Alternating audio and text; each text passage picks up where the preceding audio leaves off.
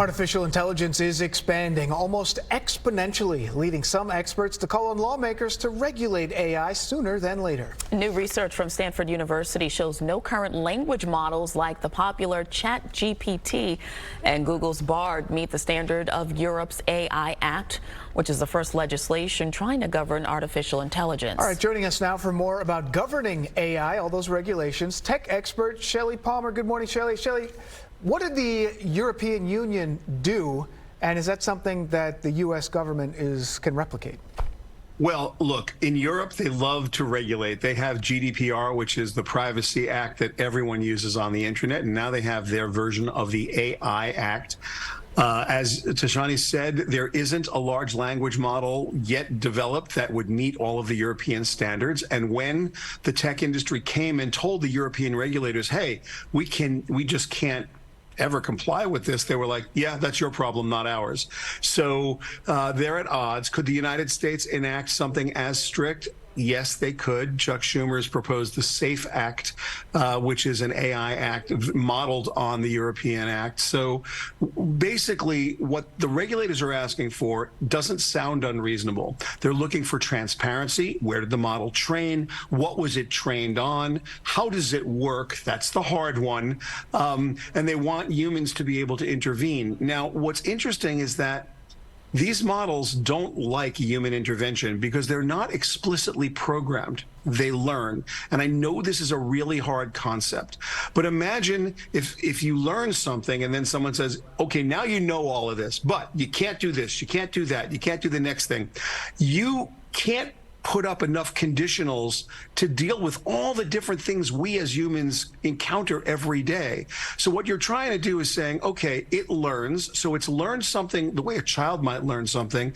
And then humans are going to say, but let's restrict it.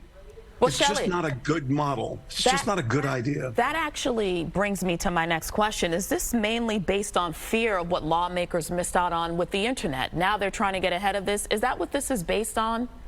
It's a really good point. I think there are big feelings here. People are scared they might lose their job. Mostly people don't understand what these tools are capable of. You have a lot of sensationalist news media. Terminator, the existential event. Humans are going to go extinct because of AI. None of this is true. This is just fear mongering. And so, yes, there's a lot of fear and people are very scared.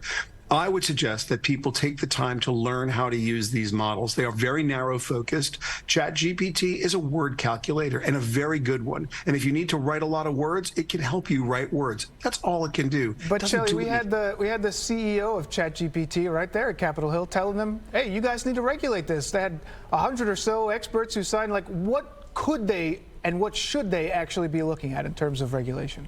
Well, first of all, Mark Zuckerberg went to the Hill, too, and said regulate social media. Sam Altman disingenuously is saying regulate AI because they're the AI leaders. Everybody who's already leading in AI can't wait for the government to regulate it because they will be the ones who profit. It's just very clear.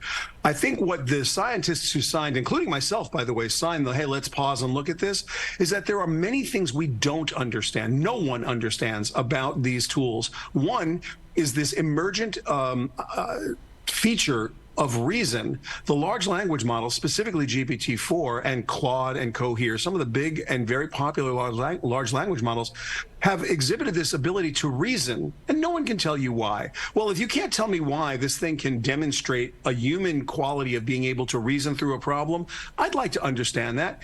No one's really going to stop, but the dialogue has to be there. This does need regulation, and it needs thoughtful, at least thoughtful control.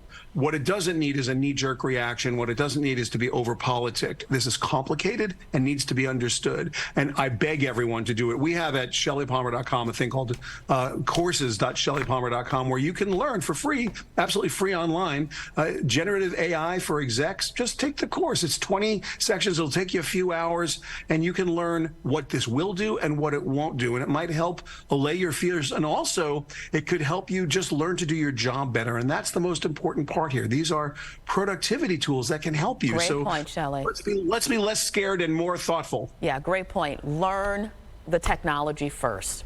All right, yes, Shelly Palmer, always a pleasure. Thanks for joining us. Great to see you guys.